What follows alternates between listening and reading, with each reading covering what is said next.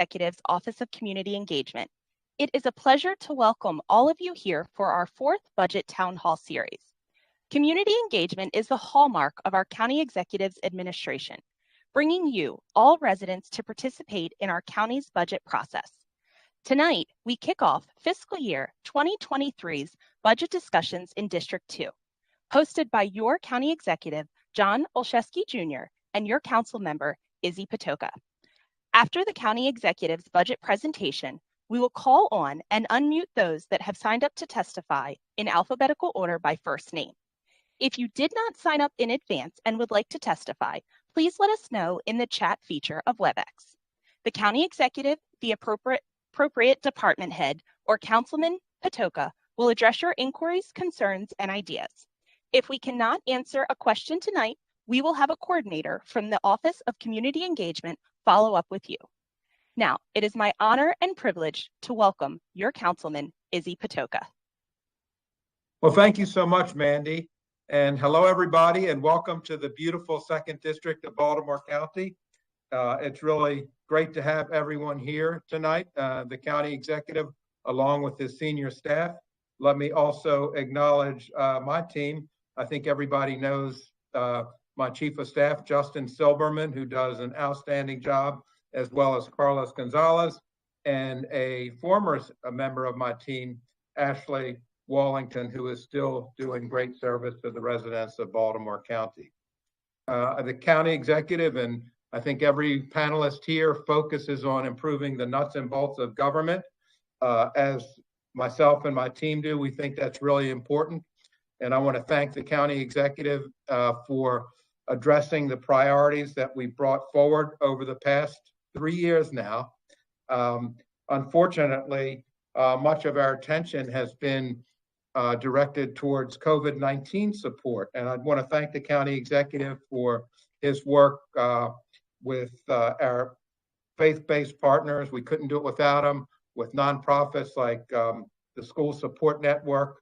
So thanks to everyone on this screen. I see Dr. Branch here and others that have been so critical to giving our residents of the 2nd District and the entire county some level of normalcy through this really period of crisis.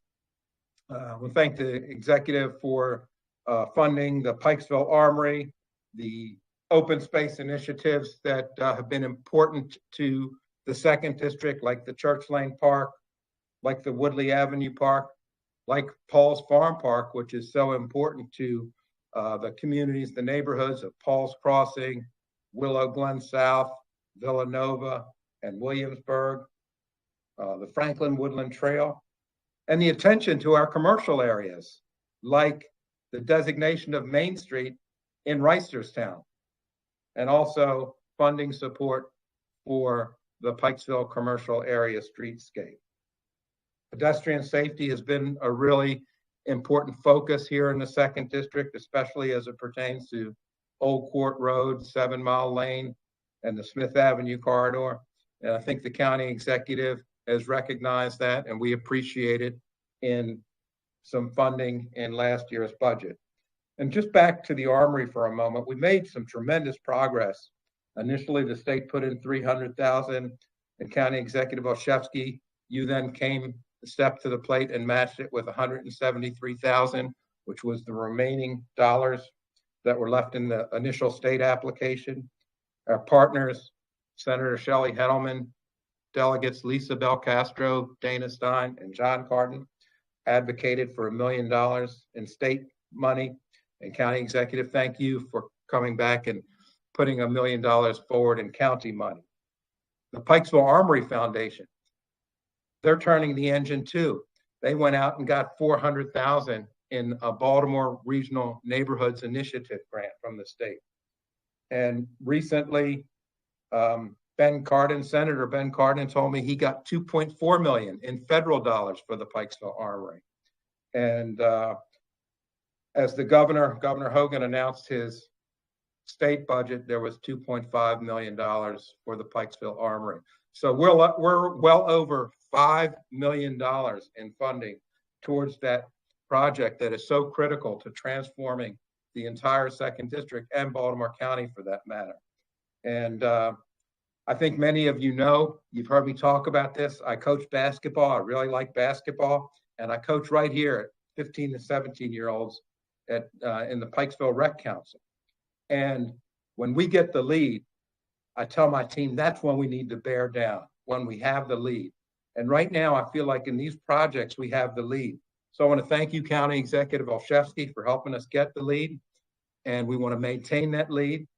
And now's the time to bear down. And so with that, it's my honor to introduce our County Executive Johnny Olszewski. Thank you, Councilman, and thank you for your partnership in helping us make that lead. And I know that you're going to be a partner as we sustain that lead, Izzy, not just with the Pikesville Armory, but across District 2. I want to just say good evening and thanks to everybody for joining us tonight. It's great to be with you. Again, an honor to be here with Councilman Patoka. He has been such a great partner on the County Council, and a lot of the progress that we have seen across Baltimore County, a lot of the progress that you are seeing in District 2 is in no small part due to his efforts. I want to thank our administrative officer, Stacey Rogers, as well as all of our departments in Baltimore County for being here tonight. Almost all of the departments are represented, I believe, by our director or a deputy director, just furthering our commitment to all of you. But thrilled to be working alongside our team, working with Councilman Patoka and his team, and all of you to continue building a better Baltimore County. I wish we were all meeting tonight in person as originally planned, but obviously this is an Omicron variant that has been recently overwhelming our hospitals and putting a massive burden on our healthcare system. That's why we made the decision to meet virtually, and not just for tonight, but the first couple of town halls. While about 78% of our eligible population is vaccinated and has that extra protection against serious illness, we still have about 1 in 5 of our residents, it's about 170,000 people who are unvaccinated. And in large part, the burden that we've seen placed on our hospitals is actually being driven by those who are still unvaccinated. According to the Maryland Hospital Association, as much as 84% of all hospitalized COVID patients are those who are unvaccinated. So remember, that's 84% of patients coming from just 22% of our unvaccinated population. So if you aren't vaccinated, again, I want to just urge you to get the shot, and as soon as you're eligible, get the booster, because vaccines are without a doubt the best tool we have to keep our kids in the classroom, keep our businesses running strong, and to get back to normal. If you want to get yourself or a loved one registered, you can visit baltimorecountymd.gov/vaccine. Speaking of vaccine efforts, I want to thank our team for the incredible efforts they have done to vaccinate our residents. You probably know by now our mass vaccination site at the Maryland State Fairgrounds, with support from Councilman Patoka and the council, has been recognized as the best in the state. We established community clinics and mobile units to get our vaccination numbers up. We even worked with Uber to provide rides to the clinics and set up a program for all of our homebound residents. We have done and will continue to do whatever it takes to get this life-saving vaccine to our residents. I'm also proud of all of what we've done to support our residents as we've weathered this storm together. Recently, during this most recent surge, we've distributed nearly 100,000 at-home tests. We've set up a mass testing site at the White Marsh Mall, and we expanded hours at our other existing test sites in Randallstown, Towson, and Dundalk. In the beginning of the pandemic, we also built out a countywide food distribution program with both our school system and the Maryland Food Bank that has now provided over 18 million meals. We took bold steps in partnership with Izzy and the council in eviction prevention, providing millions of dollars to help more than 1,500 families stay in their homes, in working to close the digital divide, providing internet essentials to thousands of families. And this is a program that we're planning to continue with our American Rescue funding, in creating a child care subsidy that was for both low-income families with school-age children, but also for our county employees, and in providing $26 million of direct support to our business community. Of course, that's just a snapshot of what we've done, and we're going to do even more in the months ahead. And how we're going to do that is with the $160 million we're set to receive as part of the American Rescue Plan. Back in November, we announced our proposal for getting much of these new resources into the community. And I'm proud to say it's a plan that focuses investing unprecedented resources, especially in those communities hit hardest by the pandemic. It's a plan that includes community equity districts to promote investment in vulnerable communities, $16 million for an affordable housing development fund, about $4 million to support small business and county tourism on top of the work we've already done, over $2 million for our child care providers across Baltimore County, and more than $2 million for behavioral health supports, including our expanded crisis response team and providing trauma-informed care training for our county employees. All of this is really driving at the fact that we have an opportunity to build a stronger future for all of us and for all of our communities. This isn't just a chance to get back to where we were, but this is really to go where we should have always been. And we plan to seize this opportunity with Councilman Patoka, with the council, and with each and every one. So proud to report that even in the middle of this crisis, we have continued to make unbelievable progress together for our communities. We've proven that transformative change is possible here, and we are committed to ensuring that Baltimore County continues to rise to its potential. For me, that starts with local government that remains open, accessible, and accountable to the residents we serve. In our first month in office, we introduced a major ethics reform, as well as legislation to strengthen trust and accountability in government. With Councilman Patoka's support, we created Baltimore County's first office of the Inspector General. We strengthened our lobbying laws, and we created a public financing system for local elections. We launched this signature town hall series, and since then we've engaged thousands of residents in Baltimore County's budget process. Even amid the pandemic, we've continued the town hall series virtually, as we are tonight, to engage even more residents. We've also created BC Stat, the county's first ever data-driven performance management system. We created the county's first open budget platform, allowing residents to track your county expenses and revenues down to the individual check. And we created an Office of Community Engagement to ensure that every district across Baltimore County has a dedicated representative. Now, I know many of you have asked about Michelle Bernstein, who has been our amazing District 2 outreach coordinator. Michelle has been such a vital part of our team and our community, as you know, and we hope to have her back soon. I want to thank the entire Office of Community Engagement for stepping up to support District 2 as Michelle has been away, and thank everyone for their well wishes and encouragement for Michelle. So let's talk budget. Baltimore County's total operating budget amounts to $4.2 billion. Now, this operating budget supports the government's day-to-day operations, provides funds for our workforce and all of our basic services. And about half of that budget goes to support our county's workers. Other expenditures are things like county contractors, debt service for the capital projects we take on, supplies, and other materials. Now, we get these resources from a variety of places, but primarily we get the money from property and income taxes. We also take in some revenue from the state and from federal funding, as well as the metropolitan district funds that really finances our water and sewer system. Over half of our budget every year goes to education, the most important investment we can make in local government. So that means about $2 billion in local funds goes towards BCPS's operating costs. After education, our other top priorities include public safety, with $450 million going to support our law enforcement officers, firefighters, and first responders who keep our community safe, both volunteer and career firefighters. Public works, with $450 more million going to support our local infrastructure investments in water, sewer, and roads. These investments make sense as education, safety, and infrastructure really is the core of what we do in local government. We also adopt annually our capital budget, which is funded primarily by bonds and supports all construction projects across Baltimore County. Our schools, police stations, community centers, and similar investments are all wrapped up in this bucket. And you probably remember voting on the local borrowing ordinances during our last election back in 2020. The capital budget directs how all that borrowing actually gets spent. You should know half of our budget in the capital side funds the repairs and improvements for our water and sewer systems. These are some of the most expensive but absolutely essential responsibilities of government. We also have over $200 million allocated for school construction and renovation biannually in our borrowing plan. And even as we borrow to strengthen our communities, it's important you know that we understand the importance of balancing investments with fiscal responsibility and stewardship.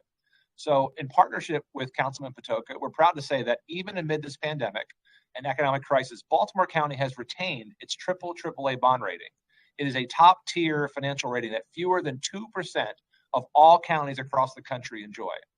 It not only speaks to the responsible fiscal management, but also allows us to borrow at a lower interest rate. So that saves millions of taxpayer dollars in the process of borrowing. We also are delivering on our bold vision to modernize Baltimore County government and improve our services. This year, we are continuing to make new investments in core government services to improve the quality of life in our neighborhoods. Now, I think the most notable example of all this is bulk trash pickup. It's returned to Baltimore County, and it's the first time it's been back since it was canceled back in 1992. In addition, we are revamping and reimagining code enforcement by hiring more code enforcement inspectors, launching a new code enforcement dashboard, and using a newly created fund to address derelict properties across Baltimore County. Now, some of this is going to sound familiar because Councilman Patoka knows his district and he ran through a lot of these investments. But we are very proud that Baltimore County last year put forward $1 million to support the redevelopment of the Pikesville Armory. And I want to thank 1,000 Friends of Pikesville and the Pikesville Armory Foundation for leading those redevelopment efforts. Partnered to do things like repave and restripe the Pikesville Senior Center parking lot, renovate the bathrooms at the library, also working on a revitalization action plan for Pikesville with steps to improve streetscaping, revitalize the local business community, and help keep the community clean and litter free. Just really proud of what we're doing across District 2 and look forward to even more in the upcoming year. We're also working to build a more robust local economy with vibrant businesses and a strong workforce. Again, Councilman Patoka mentioned we're so proud of Reisterstown and its designation as our second Main Street and the investments there associated with that. And across Baltimore County, we're seeing similar successes. Towson has been named a Main Street affiliate in 2020. Catonsville, which is Music City, Maryland, became our first ever arts entertainment district. And Sparrows Point has become an economic engine for our region, with Trade Point Atlantic bringing thousands of jobs to Baltimore County and to the region. CCBC has proven to be an essential partner in workforce development, currently enrolling over 25,000 full and part-time students every year to prepare them for their careers. And we will continue to work with the council and with CCBC to break down barriers to opportunity. That's why we, for example, have for 3 years in a row frozen the cost of in-county tuition at the community college. We once again expanded the College Promise program, providing free community college to yet another 500 students. Now there are currently more than 850 students attending CCBC for absolutely free out of high school. Our kids, and even more, have already graduated through this College Promise program. We're also working with CCBC to expand early college access for high school students who want to get a head start on their college education. And we're working to expand their P-Tech program, which is a cool partnership between BCPS and local businesses that help students complete their high school diploma and their associate's degree at 6 years at no cost to those students. We also believe in investing in our seniors, who are the foundation of our neighborhoods. Last fall, we announced the launch of our age-friendly Baltimore County Action Plan, and that was done to ensure that all of our residents feel welcome and can take comfort in knowing their needs are being met. We also launched and have continued the No Senior Eats Alone Day to combat social isolation. We partnered with the Weinberg Foundation and created the Because program, which helps our seniors do major home repair to keep them aging safely in their homes. We've also committed millions of dollars to improve our senior centers across Baltimore County, including the repaved parking lots that we mentioned at Pikesville Senior Center. We are committed to ensuring that we continue to be a place where all of our seniors thrive. We're also reimagining transportation in Baltimore County. From day one, we've been committed to improving transit opportunities here. And last year, we were lucky enough to launch the Towson Loop, which is our county's first ever fixed route transit service.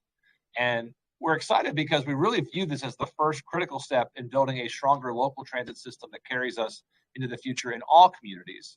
And so we're already looking to lay the groundwork potentially in beginning similar services in places like Catonsville, Owings Mills, White Marsh, Middle River, and Sparrows Point, and then having connections for all of those communities. While we're bringing innovative new transit services, we also remain focused on the basics. And that's why for 3 straight years, we've provided significant funds for road repaving and traffic calming. And Councilman Patoka, I've seen you out there personally helping to get some of those traffic calming things done. So thank you. We also continued our increased investments in public safety. And after being named the county's first woman police chief, Chief Melissa Hyatt began implementing a new public safety plan, one that targets crime prevention efforts in our hotspots and, among other things, also uses data analysis to help us improve our policing strategies. Now, you should know that plan is actually bringing strong results, with many crime categories continuing a downward trend. Violent crime is actually down 16% countywide, thanks to the hard work of our law enforcement officers and the upstream investments we're making in education and other areas. We're also very proud that Baltimore County has an 81% clearance rate, which is significantly above the national average, thanks to the consistent and dedicated efforts of our police department. You can track all of that crime data online using BC Stats online dashboard. Now, we do know, however, Baltimore County experienced an increase in homicides last year, as we saw a similar nationwide spike. And as we begin this new year, know that we will continue to do whatever is necessary to ensure Baltimore County remains a safe place to live, work, and raise a family. About half of all of our homicides were believed to have had a behavioral health or domestic related component.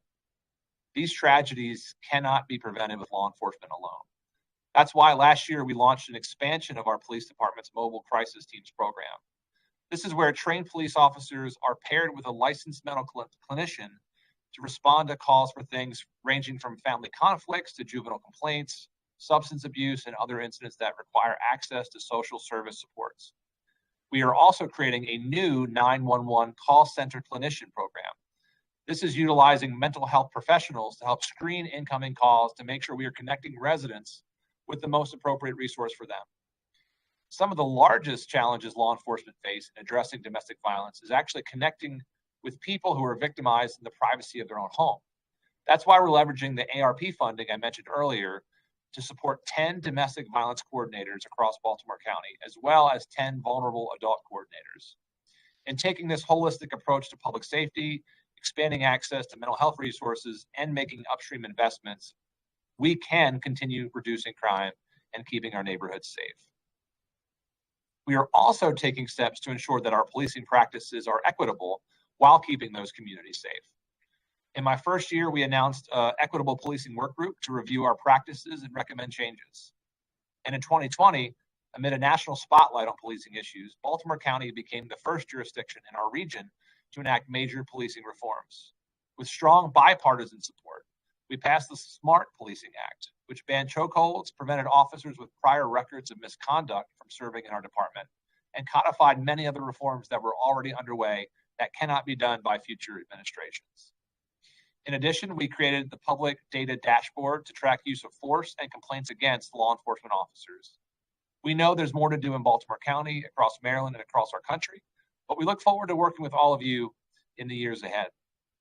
As we work to support the mental and behavioral health of our residents, Baltimore County is also continuing to tackle the opioid epidemic head on. We've expanded harm reduction services like syringe services programs and drug take-back boxes. We've also increased access to treatment. Working with Gaudenzia, we opened the county's first new treatment center in Owings Mills in 2020, and we are partnering with Shepherd Pratt to implement the first of its kind hub and spoke model for treatment at that location. This is a model that provides comprehensive care for individuals who experience addiction and mental health conditions. Baltimore County is also building out our own hub and spoke model for treatment, which will connect those seeking help with a network of healthcare providers. And we will continue to do whatever we have to address this ever-changing epidemic.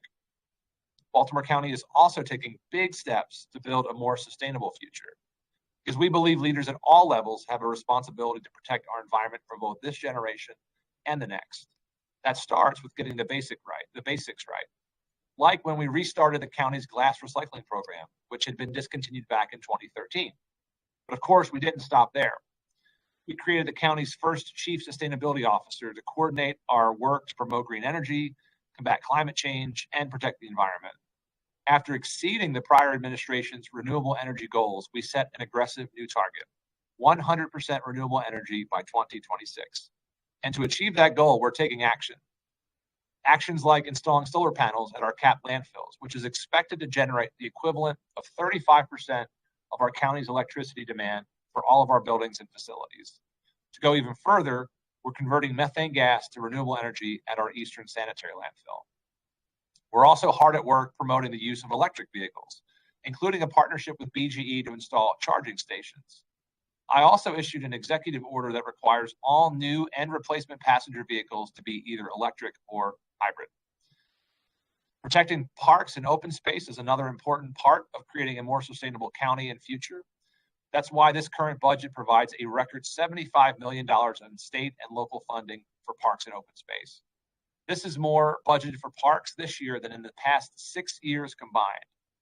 In Northwest Baltimore County, as Izzy has mentioned, we have a community park at Church Lane in Pikesville, a partnership with the Baltimore Ravens to create a destination playground at the Northwest Regional Park in Owings Mills, a STEAM center on Greens Lane in Randallstown, and we also have those 2 new acquisitions, part of Paul's Farm near Pikesville and Gwynbrook Avenue near Owings Mills.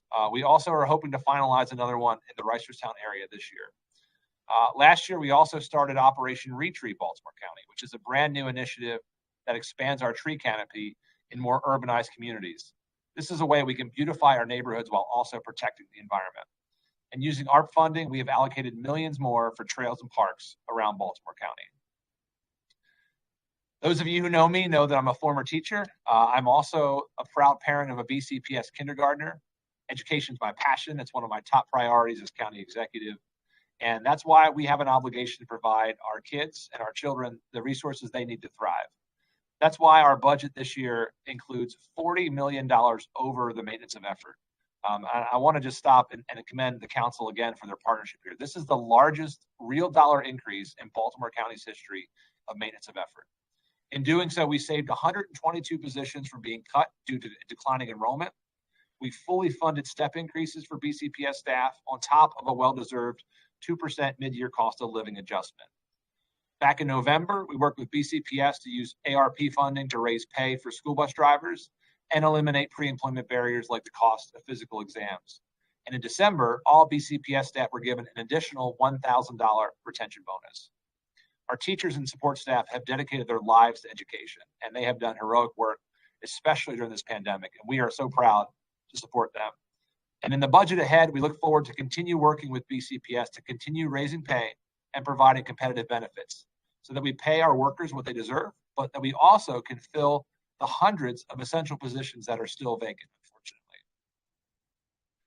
On the school construction side, I taught my first several years in a trailer.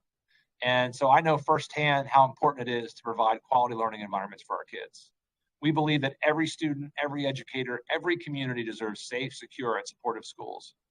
That's why we've committed hundreds of millions of dollars to finish Baltimore County Schools for Our Future program, improve our facilities, and ensure that every public school in Baltimore County has air conditioning. Locally, our school investments have included a new Bedford Elementary School, a brand new Summit Park Elementary School, and we look forward to our groundbreaking this spring with the Councilman, roof repairs at Fort Garrison, Winan, and Timber Grove Elementary School, and a new track at Pikesville High School. And moving forward, we're laying the groundwork to begin addressing our high school needs. You know, over the past several years, like Izzy, I've toured all of Baltimore County. We've seen incredible needs, severe overcrowding, brown drinking water, and schools that have literally been crumbling into the ground. And unfortunately, Baltimore County in the past has significantly underinvested, but I know we have to do better and we can do better with a comprehensive plan. That's why we spent the last 2 years conducting an extensive planning process and developing a long-term plan for school construction. Through community input and public surveys with over 22,000 responses, we worked with our residents to identify what those priorities should be and to develop a plan. In surveys and meetings, the community overwhelmingly said all of our needs need to be addressed in a 15-year window, and that we have to do so equitably without pitting one community against another. As we led this public engagement effort, we worked with independent education experts to assess and rank every single Baltimore County school according to its facility condition, capacity needs, and the school's ability to meet the learning needs of our students. As a culmination of these efforts, we have the multi-year improvement plan for all schools, my IPASS for short.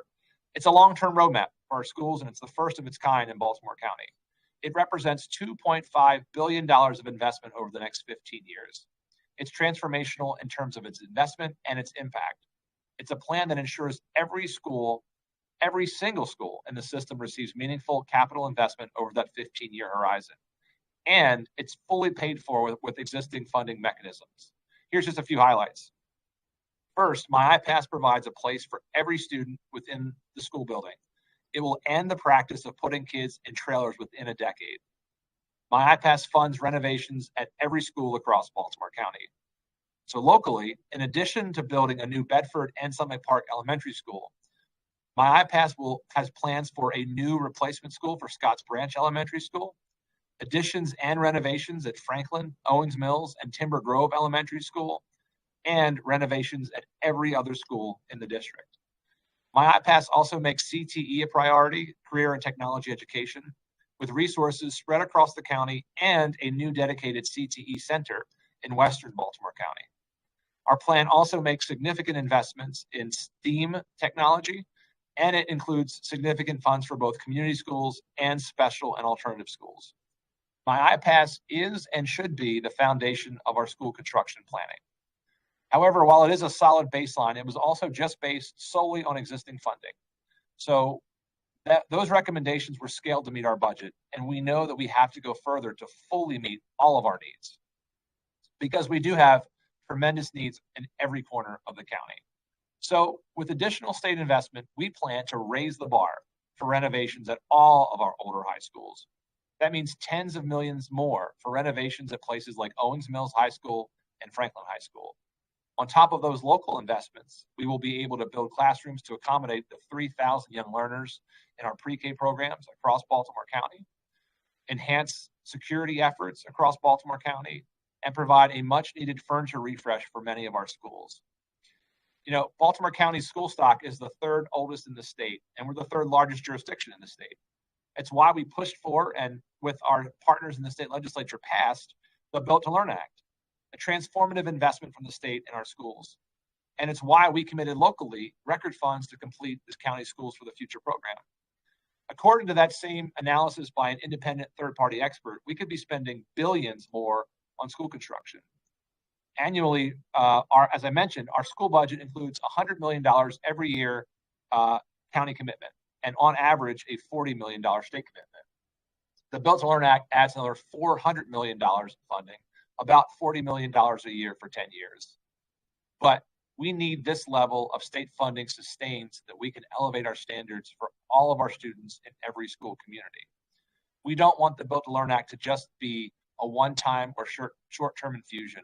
We want the state to stay a 50-50 partner throughout our 15-year plan. And that's our goal, to see the state sustain this level of investment into the future. We've shared our desire for more state partnership directly with state leaders, including Governor Hogan, House Speaker Adrian Jones, Baltimore County's own, and Senate President Bill Ferguson. And just last week, Governor Hogan announced he would be making additional school funding available. So we look forward to learning more about the details of that funding, and I'm thankful for any and all additional funds we receive as a result of this announcement. I'm also optimistic this might represent an important first step in sustaining that critical partnership that we need with the state on school construction.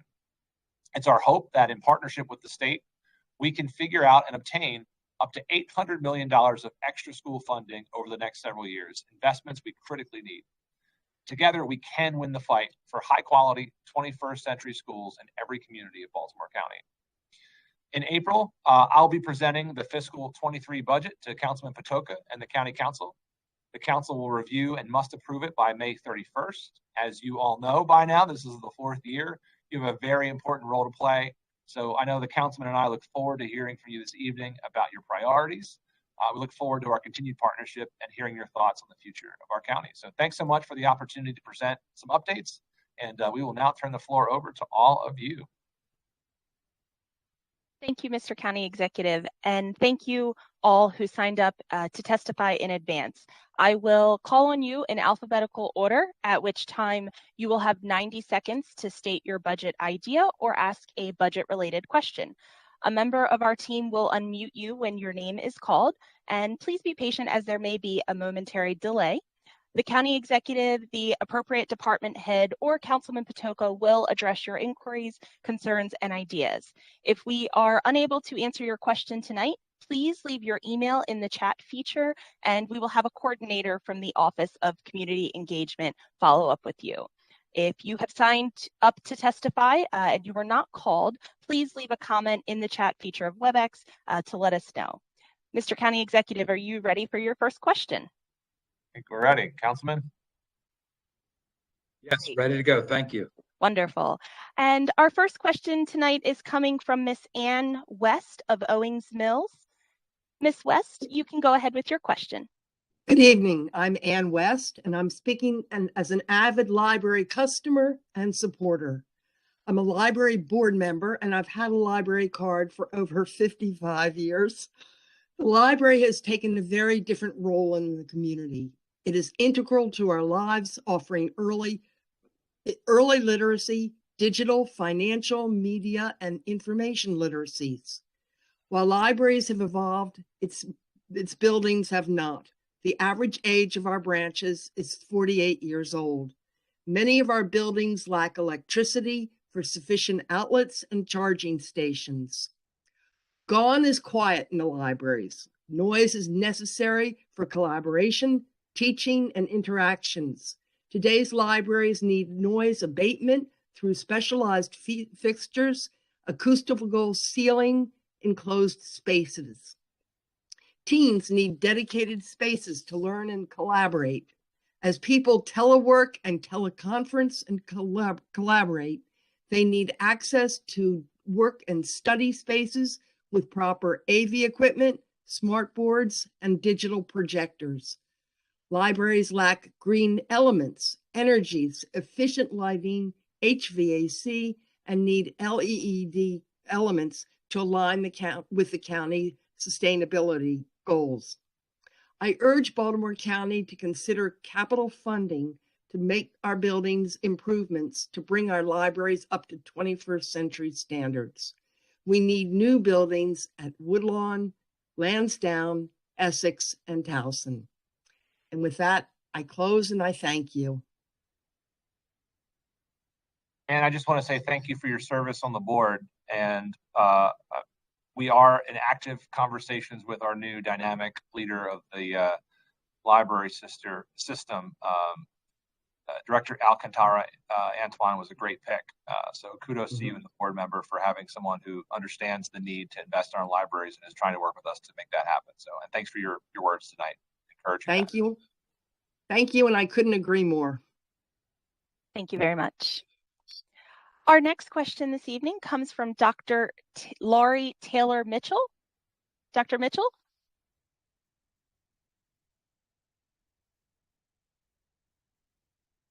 There we go. Okay, thanks. You're welcome. Thank you. Good evening. I'm Dr. Laurie Taylor Mitchell, president of the Student Support Network, a nonprofit organization assisting students in poverty in Baltimore County Public Schools. This year, over half of all students in BCPS live in severe poverty and qualify for free school meals. Even before the pandemic, 30% of high school students in BCPS were food insecure. Their families lack consistent access to nutritious food. Students experiencing food insecurity are at a higher risk of drug use, making a suicide plan, fighting at school, and carrying a weapon to school. These successful programs proven to reduce food insecurity are all currently underfunded. Full funding for Summer SNAP for children, about $5.1 million, would assist over 51,000 children living in extreme poverty in Baltimore County. For just $100 per child per year, Summer SNAP for children reduces hunger and food insecurity. Second, increasing the minimum SNAP benefit for about 7,000 recipients under the age of 62 would give them at least $1 a day in food assistance, or a minimum of $30 per month. And third, 16 and middle and high schools that qualify are not currently participating in Maryland Meals for Achievement, a free school breakfast program, due to inadequate funding. Less than $750 a year could ensure that the nearly 20,000 students, including Pikesville High School, in these schools could start the day ready to learn. So about $6.7 million would support over 78,000 residents, including over 51,000 children. So I hope that you will all support full county funding for these food assistance programs. Thank you. Thank you, Dr. Mitchell, and I appreciate you also sending the supporting documentation to the group for consideration as well. Great. Thanks very much. Thank you.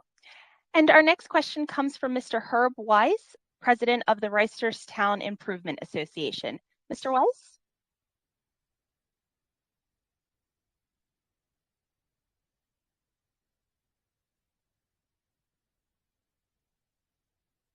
Mr. Herb Weiss?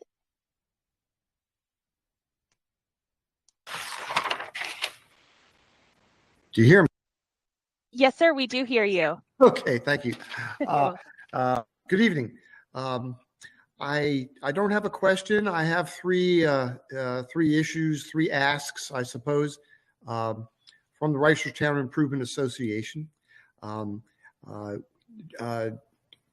Executive, we did hear you earlier speak about the Main Street Maryland program, and I was asked to remind you that I'm very sorry. I was asked to remind you that we appreciate the annual commitment the county has made to us for the Main Street Maryland program. We've been using it well, and we look forward to future success on Main Street. I've got a maintenance item. About 20 years ago, the Streetscape program, a cooperation between the county and state, installed some nice decorative sidewalks, brickways, and decorative lampposts up and down our historic Main Street. The ones that have not been knocked down and replaced are looking shabby, and some of the sidewalks are rough, and we'd like to explore getting those replaced and maybe redoing some sidewalks to both improve the appearance and to make for less expensive future maintenance. Some of the older sections are in poor repair.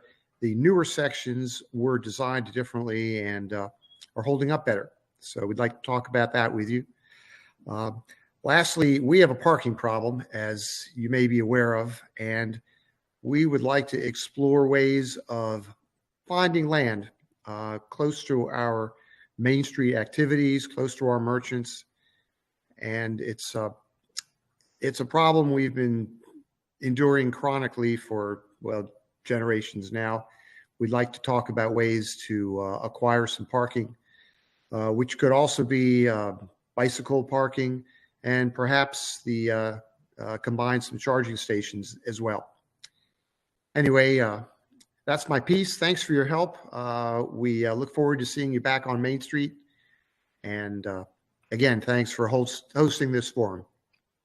Well, Herb, thank you. I'm sure Izzy may chime in after me here, but I want to just thank you for walking Main Street with me and showing off great gems like Reister's Daughter. We're very excited about what's happening down there with you and the team, and we're proud to have been supporting you.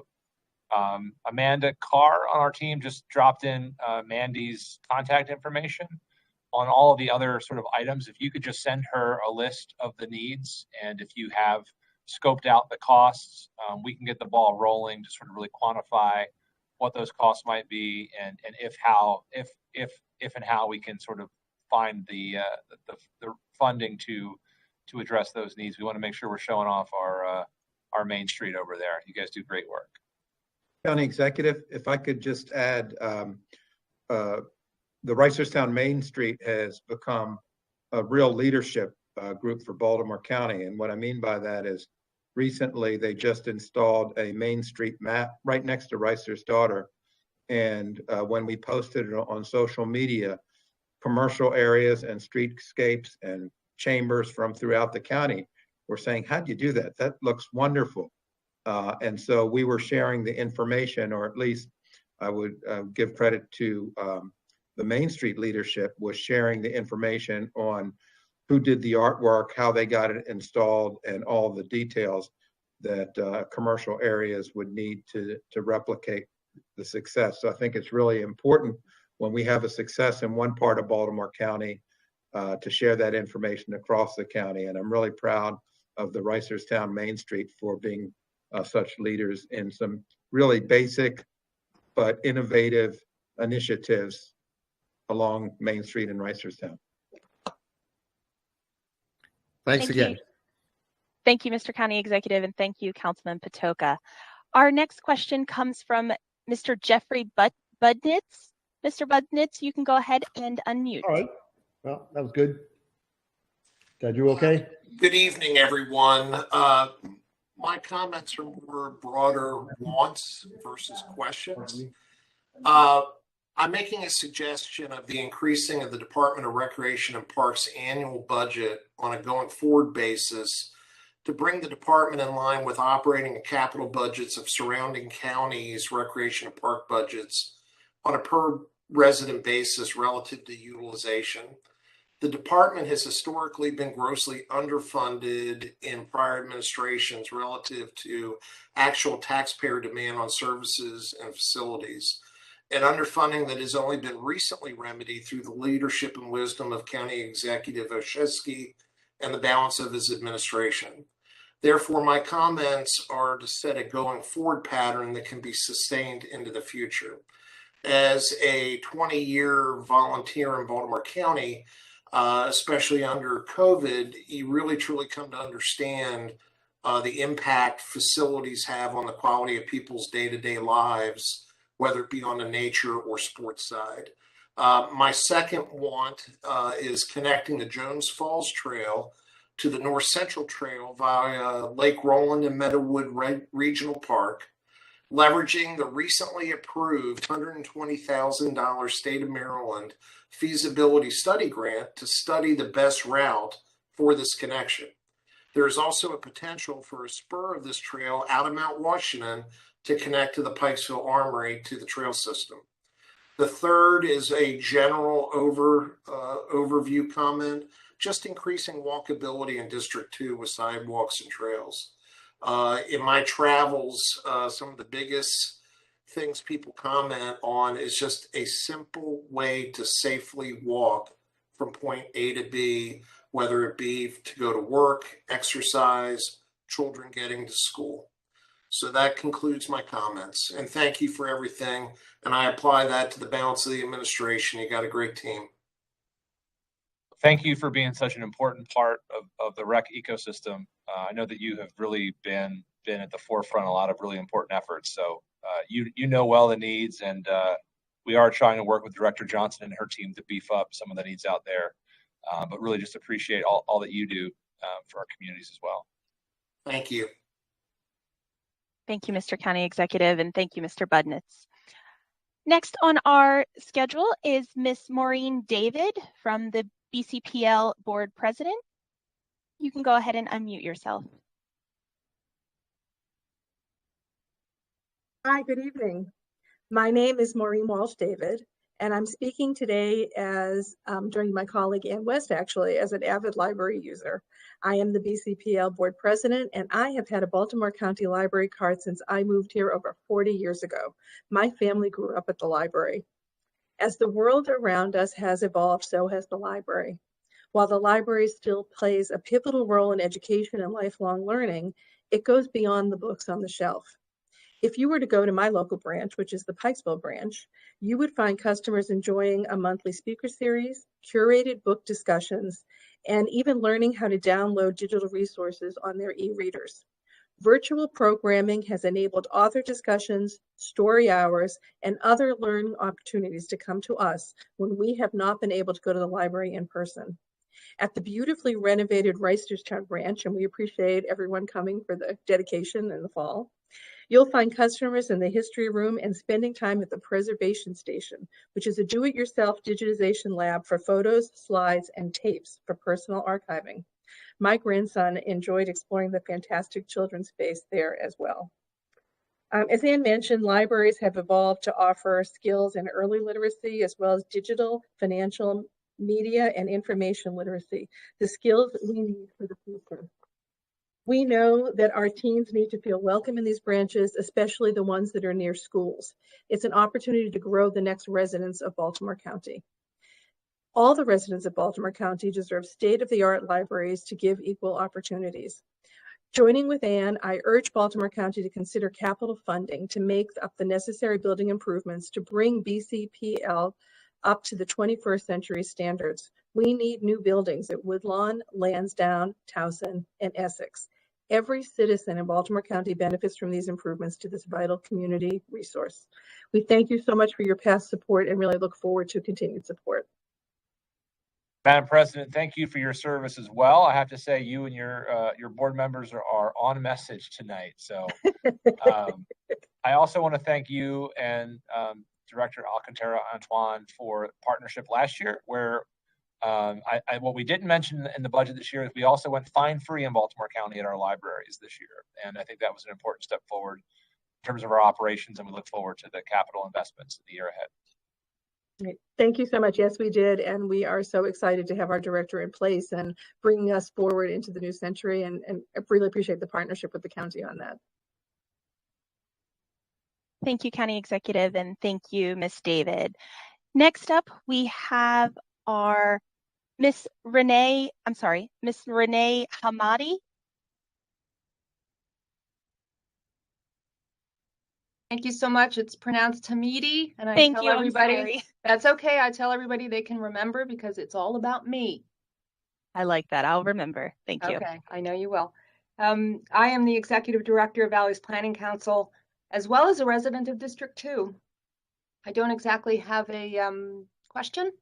I want to say first that the current budget includes money so the library system has stopped charging fines, and this has been a wonderful thing for me personally, and I want to say thank you for doing that.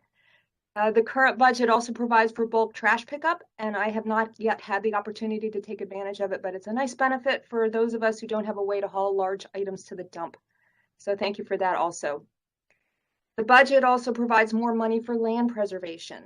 So the county is now able to buy easements for the first time in a decade. And I know I speak for a lot of land preservationists when I say we are so grateful for your increased support. No library fines and bulk trash pickup are nice, but land preservation makes a difference to every county resident and will continue to make a difference forever. But now I'm going to put on my Valley's Planning Council hat and ask that in the upcoming budget, you increase your support for the Department of Planning. They are doing a yeoman's job on the master plan as well as getting their regular work done, and I know they are stretched very thin. Valley's Planning Council did a study that showed how important the equine industry is to Baltimore County, economically and environmentally, as well as culturally. We presented the study to planning, and I know they're interested, but we were only able to study the northwestern part of the county, and the rest of the county really needs to be included in that study. There's a long tradition of horse activity in the county.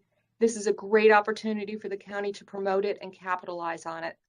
And I would also like to see more of a commitment for support for the entire agricultural industry that provides jobs and food for so many residents. So thank you so much for listening. Thank you. We appreciate the partnership with the VPC, and thank you for your leadership role. Thank you, sir. Thank you very much. The next question comes from Miss Susan Netzler. Miss Netzler, are you available to unmute, please?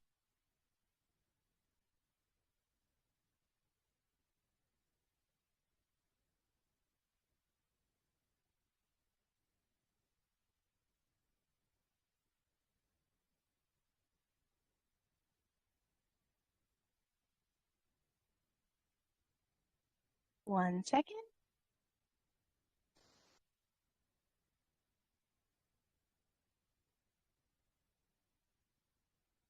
Perfect. Our next, give me 1 second, sir. Let me grab some of our pre-submitted questions now as we have concluded our live questions. Our first question that was submitted comes from Miss Mary Ann Ferguson, and it is in regards to Paul's Crossing. Paul's Crossing HOA would like for Baltimore County to provide funding to support development of open space at the former Paul's Farm. The open space would be ideal for that area, and everyone can enjoy walking from the trails or a community garden. She states that this space can also be an area for health and wellness by providing outdoor exercise and equipment or vegetable gardens. The neighboring communities will be able to interact at the site, and the project will require the engagement of several communities, and this is a suggestion for the budget. I just want to thank, I think it might have been pre-submitted, but whether you're on or not, thank you, Madam President, for your service. And I know that Councilman Patoka and I both look forward to working with you and other area community associations to figure out the best purpose and use of that site with you. County Executive, if I could just add, I know that Marianne Ferguson from Paul's Farm, Sheila Lewis from Villanova, and Christina Canis from Willow Glen South, and Maxine Rubin from Williamsburg are all looking forward to a comprehensive planning process on the Paul's Farm property. They were all very excited in the county's acquisition, and look forward to a planning process similar to what happened at Church Lane.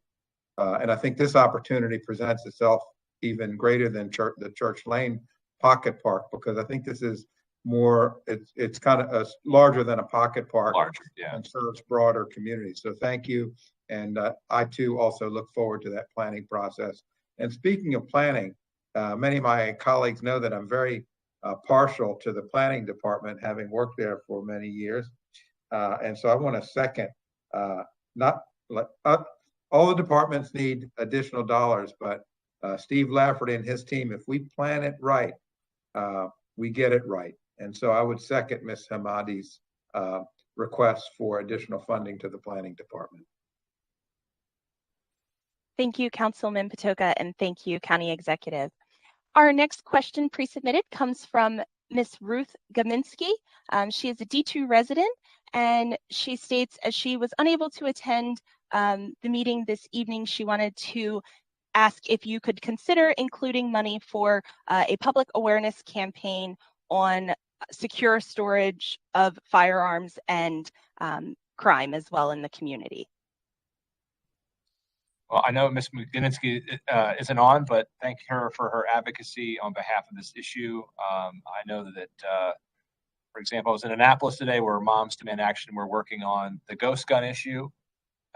We also in Baltimore County have taken action on this issue, and I want to thank Councilman Patoka for his support of the SAFE Act in Baltimore County, where we have stopped the practice of allowing sort of guns to be stolen and put on the street illegally by putting in common sense security measures at our gun stores. So thank you. We will certainly appreciate the feedback, but also just really proud of the work we're doing on that issue, even here locally with the councilman's support.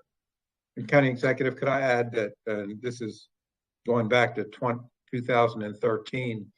You were a delegate and you were a leader in the Public Safety Act of 2013. And you were working on it from the legislative side, and I was actually working on it from the executive side of state government at the time. And there were a number of measures for gun safety included in that Public Safety Act of 2013. In fact, I remember seeing Senator Shelley Hettleman sit before she was a senator advocating for that act, sitting on the Hill with a big sign. It's a good piece of legislation. Thank you, Councilman, and thank you, County Executive. Our next question comes from Miss Dina Jacob. She states, I live in the park at Mount Washington on Sweet Meadow Road, and she is requesting a traffic light at Pebble Brook Road and Smith Avenue. It's very hard for pedestrians to cross at that intersection, and she would like to know if the county can address this quite dangerous intersection for people trying to cross, as we need to be a more proactive place for traffic management and pedestrian safety.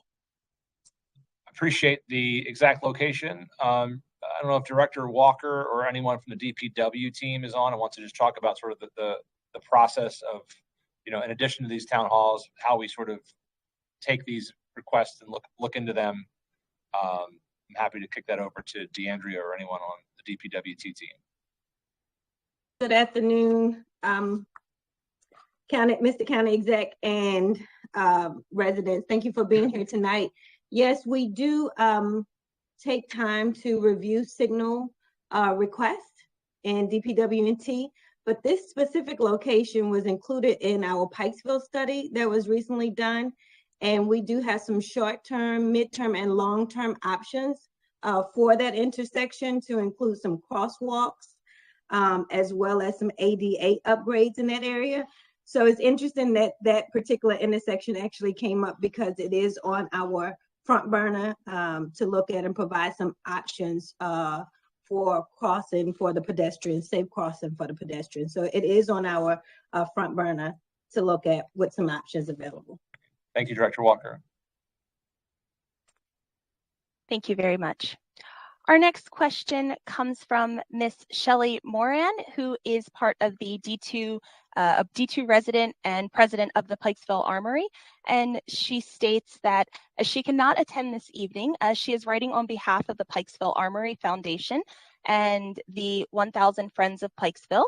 And she is asking, she's stating that both organizations are grateful for their generous grants that the county has extended to the Pikesville Armory Foundation for the redevelopment of the Pikesville Armory and to the county's commitment to the Pikesville Revitalization Plan as part of the overall master plan. She does say, as you know, the Armory redeveloped is the linchpin for Pikesville's revitalization, a once-in-a-generation opportunity to provide a center for open space, cultural arts, and recreation that is sorely lacking. It will be a catalyst not only to spark the commercial corridor of Reisterstown Road, but also for the entire northwest region of Baltimore City and County. This is a diverse community that lacks adequate facilities for art, recreation, and public meeting venues. The redevelopment will also provide vital historic preservation of the Armory campus, including meeting the needs of over 500 veterans who meet there each month, as well as the small business commercial potential.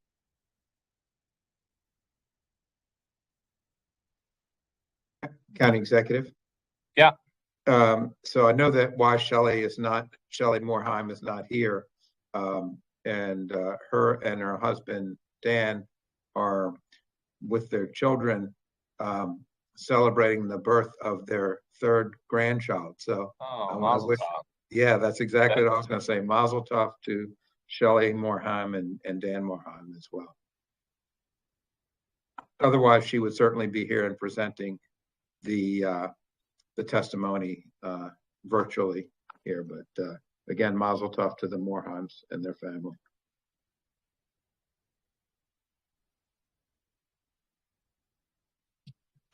Thank you, County Executive, and thank you, Councilman Patoka. Our next question, someone from Facebook asks, as we're going over to social media, with the recent crime around the county, what is Baltimore County doing to address crime? So I'm happy to take the first effort at this question. I'm also happy to know we're joined by Chief Hyatt, so I want to let her chime in as well. But again, violent crime in Baltimore County is actually down over last year. So in many categories, we actually are making a big difference in our efforts. And it's everything from the change of command structures and where we are, how and where we're deploying people, to the hotspots, to the use of data and analytics to better drive our policing strategy. So on top of all that, we've done things like the OCDEF, where we're partnering with other jurisdictions across the region to go after violent crime and activities. We've announced as part of our ARP funding that the chief put forward, we're going to be promoting technology like additional license plate readers in our neighborhoods. We've continued to improve and increase our budget for public safety year over year. And certainly we continue to take that very seriously as we continue the effort. So Chief, if you want to add anything in terms of what we're doing and what you and your teams are doing. Yes, sir. And thank you very much for that question. And the first thing I'd really like to say is, unlike a lot of other jurisdictions around the country, that have seen significant cuts in funding for law enforcement. We've actually had just the opposite as it pertains to public safety. County executive, county council recognize the priority of investing in public safety, and that's what they've continued to do. Our strategy is very data driven. So instead of just deploying based on, limited information, we're taking the data, we're looking at crime patterns, and on a daily basis, we're continuing to make adjustments to our deployment. We have a weekly crime meeting every week, which is called ComStat, and some of our team is on here tonight, including our newly promoted Colonel of Operations, who runs the entire patrol bureau. Along with him, we have our area major, we have 2 of our precinct captains. So certainly if there are any specific questions about deployment, we're happy to address them. But we continue to focus and make sure that we are deploying based on what the data is telling us. We're utilizing information in a very new way, and we're continuing to build out some of our capacity with some other things to continue to improve in the way that we're able to serve Baltimore County with public safety. Thank you so much, Chief Hyatt, and thank you, County Executive. Our next question comes from Aubrey on Facebook. She states that DPW has denied the speed control devices in the Riverside Road 21221. She said this road is used for a shortcut around Eastern Avenue to Mace Avenue. People are turning off of Eastern Avenue onto Whitshire, onto Riverside Road, and this is a very long and dangerous road. She said there are no sidewalks on either side of either of these roads, and students get on the buses along this road as well. Is there a way that they could look at getting them finally installed? So before I turn it over to Director Walker and her team, and I believe Director Chris Kumis of the Office of Community Engagement may also be involved in sort of this work. Just want to say what we try to do is work with communities, and where any speed hump or control device makes sense. I know Director Walker has been very active and responsive in trying to find solutions for our communities across Baltimore County. So obviously we will, if we haven't, we will take a look. And if we have taken a look, we can sort of look at it again. But I know that if we're able to do it and it makes sense, our department has really changed its sort of approach from years past by trying to work with communities to find ways to do traffic calming wherever is appropriate when the community collectively is asking and calling for it. So, sorry, Director Walker. No, sir. So what I will say is that I have written down the location. Most recently, within the last 6 months, we've updated our traffic calming policy. So not knowing when was the last time the request or the application for traffic calming was submitted, I'm not sure if it met the new qualifications of traffic calming, but I'm more than willing to take a second look at that location and see if there's something we can do. Also look and see as it relates to the connectivity for the sidewalks. Director Walker, if I can just jump in real quick. I think where the confusion might be is there's a Riverside Drive and a Riverside Road, and we did install traffic calming on Riverside Drive, but in this case, this is Riverside Road. So that, I think that's where the confusion might have come into place, and they might have thought that it was already completed when it actually hasn't been. Okay, we'll work with your office and take a second look at it. Thank you, Director Walker, and thank you, County Executive. Mr. County Executive, that was our last question, and I will turn the floor back over to you. Thanks, Mandy, and I appreciate your hosting tonight. I'm going to actually invite Councilman Patoka if he has a few remarks before I provide closing remarks, and everybody head home tonight. So, Councilman, any closing remarks? Well, thank you, County Executive, and thank you to your leadership team. They're doing an outstanding job. Baltimore County government has, you and I came in together as newly elected officials, and I think there is in the team that you brought forward. We're looking at things in a more contemporary way, a more 21st century way. And so I think you've put a good team together. I know we've got one more year together and perhaps 4 more after that, and look to make additional progress if the voters so choose.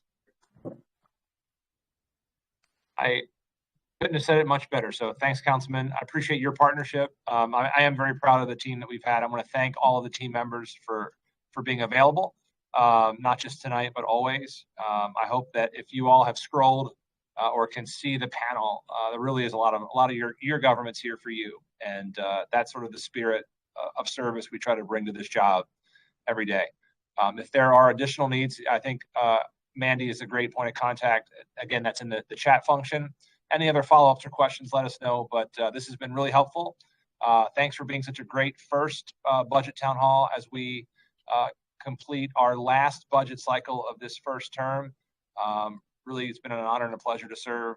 And I thank all of you for being such an important part of all the good work that's happening here in Baltimore County. So hope everybody has a wonderful night, and we'll see some of you at the next budget town hall, which will be out, then information will be out there shortly. So everybody have a good night. Thanks so much. Thanks, everybody.